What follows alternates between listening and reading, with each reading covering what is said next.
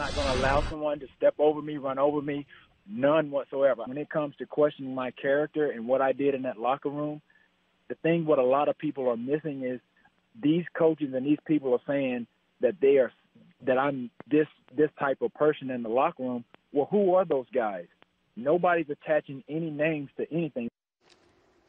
T.O. not shy to express his feelings after not being elected into the Hall of Fame for the second year now. One of the guys who was in the room when T.O.'s Hall of Fame candidacy was discussed is our insider Jared Bell, who joins us now on Coast to Coast. Jared, what is your reaction to what T.O. had to say about this? Well, I think the one thing he should probably understand is that not everyone is really against him. It may feel that way when you don't get in, but you just think about the fact that after his outstanding career, he has been a finalist 2 times. And so the process dictates that we vote a couple of times before you even make it into the room as a finalist. So I think there is support for him. But obviously the narrative with Terrell Owens goes into a vast gray area of the drama and what happened off the field and how that affects people, which, by the way, I don't think should be the case. I think it should be pretty much dependent on what he did as a player on the field, the type of impact he had there. But obviously, there's a lot of room for debate in that regard. You've been part of the selection committee for over 20 years. Can you tell us what is the biggest argument against putting T.O.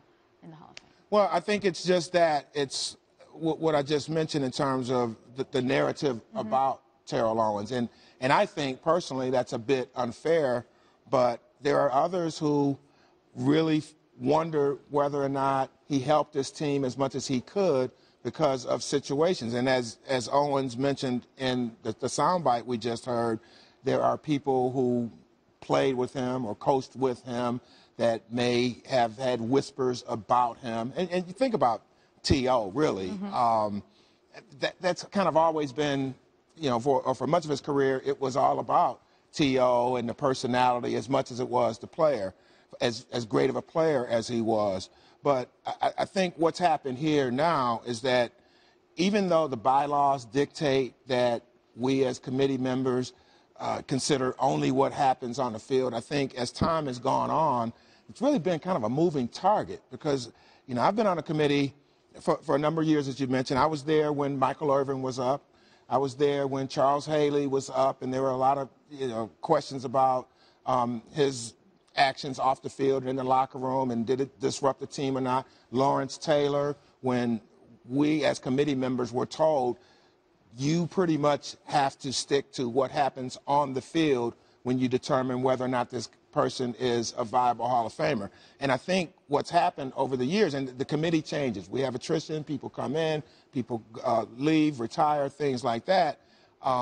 I think it has gotten a bit watered down in terms of what the criteria is. And even with Tony, without this conversation about his personality and how that affects the team, there's always a level of subjectivity with this when you're comparing an offensive guard from the 1990s versus a running back from the 2000s. And so as committee members, you have to kind of make those determinations and try to put it all into context.